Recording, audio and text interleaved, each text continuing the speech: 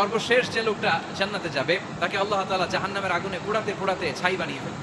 আল্লাহ বলবেন, জিব্রাইল যাও একটু দেখো, একটা মাত্র সেজদা দিয়েছে আমাকে, এরকম কাউরে পাওয়া যায় কিনা। খুঁজে খুঁজে কাউরে পাবে না। আল্লাহ বললেন আবার দেখো, খুঁজে খুঁজে একজনকে পাবে, সামান্য ইমানের ছিটে ফোঁটা তার অন্তরে ছিল।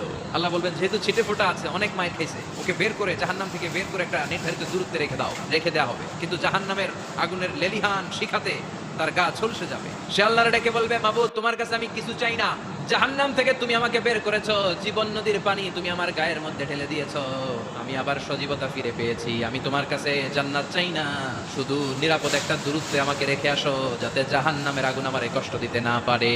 আল্লাহ জিব্রাইলকে বলবেন যাও এমন দূরত্বে রাখো যাতে জাহান্নামের আগুন ওরে কষ্ট না দেয়। রেখে আসা হবে। অনেকদিন সে ওখানে আনন্দে থাকবে, আল্লাহ শুকরিয়া করবে, সে মনে মনে বলবে বেঁচে গিয়েছি আমি। অনেকদিন থাকার পরে মনে মনে ভাববে পয়সা তো গেছি, কিন্তু নতুন করে একটু ট্রাই করে দেখি। আল্লাহ আগেই বলে রাখি আমি কিন্তু জান্নাতে যেতে চাই না। আল্লাহ বলবেন কি চাও? সে বলবে আল্লাহ তোমার জান্নাতটা তুমি কত সুন্দর করে বানিয়েছো, আমি একটা নজর শুধু দেখতে চাই, জান্নাতের দরজার সামনে নিয়ে যদি আমারে বসিয়ে রাখো দ্যাটস এনাফ। আল্লাহ বললেন তুই না ওয়াদা করেছিস।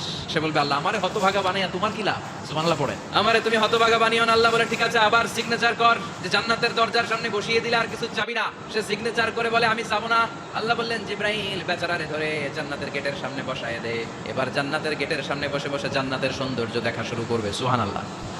ওই হতভাগা লোকটা বলবে আল্লাহ এত সুন্দর জান্নাত তুমি বানালাম, চোখ দিয়ে সৌন্দর্য দেখি, কান দিয়ে আওয়াজগুলো শুনি, হুর আর গেলমান হেঁটে বেড়ায়, এত সুন্দর জান্নাত চোখ দিয়ে দেখি, ঢুকতে পারি না, আমারে কষ্ট দিয়ে তোমার কি লাভ?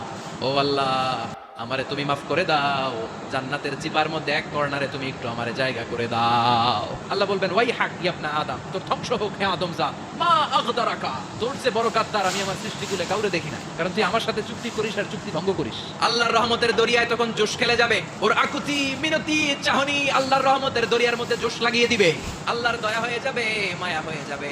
আল্লাহ বলবেন ঠিক আছে জান্নাতে যা। লোকটা এবার এক দৌড়ে জান্নাতের ভিতরে ঢুকে যাবে। লোকটার দৌড় দেখে আবার লোকটারে আল্লাহ ডেকে বলবে একটু দাঁড়া, জান্নাত তো দিছি, তো দৌড় দিলি কেন? সুবহানাল্লাহ কইবেন না?